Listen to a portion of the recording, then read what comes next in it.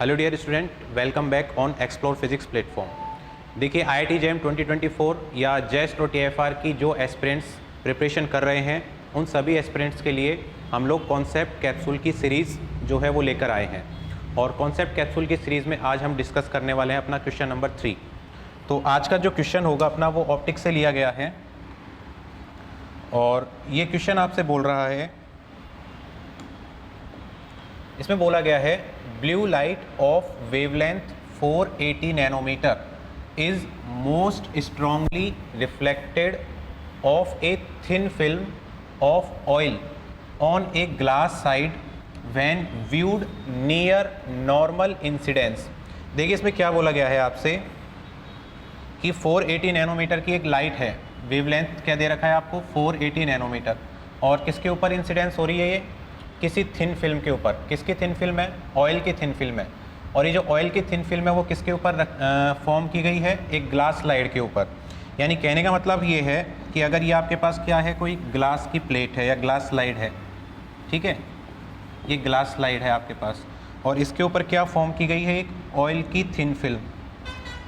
इसके ऊपर एक ऑयल की थिन फिल्म है,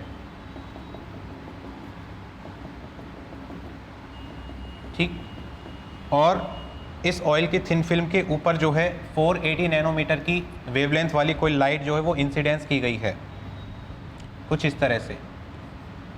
इसका वेवलेंथ आपको कितना दे रखा है? 480 नैनोमीटर, ठीक है। उसके बाद में आपसे क्या बोला गया है? When viewed near normal incidence, यानी इंसिडेंस कैसा है? नॉर्मल। लाइट रे का जो इंसिडेंस है वो नॉर्मल है। आगे बोला गया है assuming that the index of reflection of the oil 1.2 and that of the glass plate is 1.6। यानी जो ऑयल की थिन फिल्म है उसका रिफ्रैक्टिव इंडेक्स आपको दिया गया है 1.2। ऑयल की जो थिन फिल्म है उसका रिफ्रैक्टिव इंडेक्स आपको दिया गया है 1.2, और जो ग्लास प्लेट है उसका रिफ्रैक्टिव इंडेक्स आपको कितना दिया गया है? 1.6, ठीक है।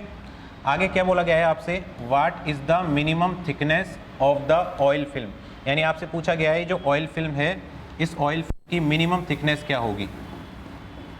ऑयल फिल्म की मिनिमम थिकनेस क्या होगी, ठीक है। तो देखो कैसे सॉल्व करना है आपको।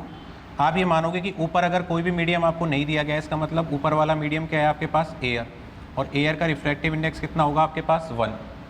अब आपको एक बात हमेशा याद रखनी है कि जब भी कोई लाइट जो है वो रेयर मीडियम से आती है और डेंसर मीडियम से क्या होती है? रिफ्लेक्ट बैक, तो उसमें एडिशनल फेज कितने का आएगा? पाई का एडिशनल फेज आएगा। फॉर एग्जांपल यहाँ से कोई लाइट वेव आ रही है, लाइट रे आ रही है, और यहाँ पे रिफ्रैक्टिव इंडेक्स कितना है? एयर का 1, और इसके कंपेयर में जो ऑयल है, ऑयल की फिल्म है, उसका रिफ्रैक्टिव इंडेक्स कितना है? 1.2। यानी लाइट जो है वो डेंसर मीडियम से क्या हो रही है? रिफ्लेक्ट बैक हो रही है। और जब भी कोई लाइट रे डेंसर मीडियम से रिफ्लेक्ट बैक होती है तो उसमें एडिशनल कितने का फेज आता है? पाई का एडिशनल फेज आता है, ठीक है। इसी तरह से ये जो लाइट रे है जब आगे जो है ट्रैवल करेगी, उसके बाद में क्या होगा? ग्लास प्लेट से फिर से क्या करेगी? रिफ्लेक्ट करेगी। अब ग्लास प्लेट का जो रिफ्रैक्टिव इंडेक्स है वो कितना है? 1.6, और जो ऑयल फिल्म है उसका रिफ्रैक्टिव इंडेक्स कितना है? 1.2। यानी जो लाइट रे है वो डेंसर मीडियम से फिर से रिफ्लेक्ट बैक होगी, और जब भी डेंसर मीडियम से रिफ्लेक्ट होगी लाइट रे, तो उसमें एडिशनल कितने का फेज आएगा? पाई का एडिशनल फेज आएगा। यानी आपके पास रेज आएंगी R1 और R2, उनके बीच में एडिशनल फेज कितने का होगा? पाई का। R1 रे का एडिशनल फेज पाई, और R2 रे का जो एडिशनल फेज है वो पाई। लेकिन दोनों रे के बीच में नेट एडिशनल फेज निकालोगे जब आप, दोनों रे के बीच में नेट एडिशनल फेज जब आप निकालोगे तो कितना आएगा आपके पास? 0। पाई माइनस पाई मतलब 0।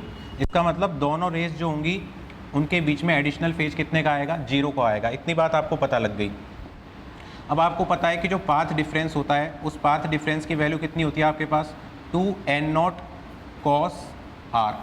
ये पाथ डिफरेंस होता है 2n0t cos r, 2n0t cos r। This is the value of path difference, ठीक है। अब यहाँ पे देखो दोनों जो वेव होंगी, रिफ्लेक्टेड वेव जो होंगी, उनके बीच में एडिशनल फेज कितने का है? 0 का है। और दोनों जो रिफ्लेक्टेड वेव्स होगी उनके बीच में जो इंटरफेरेंस होगा वो कैसा होगा? Constructive interference. तो हमें पाथ डिफरेंस के लिए कंस्ट्रक्टिव इंटरफेरेंस की कंडीशन लगानी है। तो कंस्ट्रक्टिव इंटरफेरेंस के लिए आपको पता है वैल्यू किसके बराबर होती है पाथ डिफरेंस की? n लैम्डा के इक्वल होती है। तो यहाँ से आपको किसकी वैल्यू कैलकुलेट करनी है? थिकनेस। थिकनेस का मतलब स्मॉल टी। थिकनेस क्या मतलब? स्मॉल टी आपको कैलकुलेट करना है। तो स्मॉल टी की वैल्यू आपके पास कितनी आएगी? n lambda divided by 2 n0 cos r. ठीक है, अब आपसे आगे क्या बोला गया है, इंसिडेंस कैसा है, नॉर्मल इंसिडेंस है, और नॉर्मल इंसिडेंस जब भी होता है तो आर की वैल्यू कितनी होगी, 0। नॉर्मल इंसिडेंस के लिए आर 0 होगा, और आर 0 होगा तो कॉस आर की वैल्यू कितनी हो जाएगी आपके पास 1।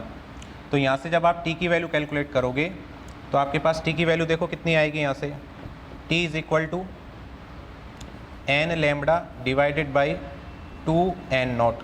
अब आपको मिनिमम थिकनेस निकालनी है, तो मिनिमम थिकनेस के लिए आपको क्या करना पड़ेगा, n की वैल्यू 1। मिनिमम थिकनेस के लिए n की वैल्यू 1 लोगे तो आपके पास कितनी आएगी बताओ, t की value lambda divided by 2n nought. ठीक है, अब lambda divided by 2n nought आ गई यहाँ से मिनिमम थिकनेस। अब आपको वैल्यू पुट करनी है, लैम्बडा की वैल्यू आपको कितनी दी गई है, 480 नैनोमीटर।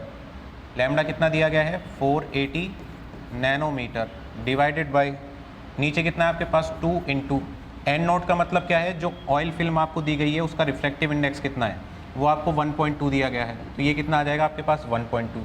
इसको जब आप कैलकुलेट करेंगे तो ये आपके पास कितना आएगा 200 नैनोमीटर। इसको जब आप कैलकुलेट करेंगे तो वैल्यू आपके पास कितनी आएगी 200 नैनोमीटर।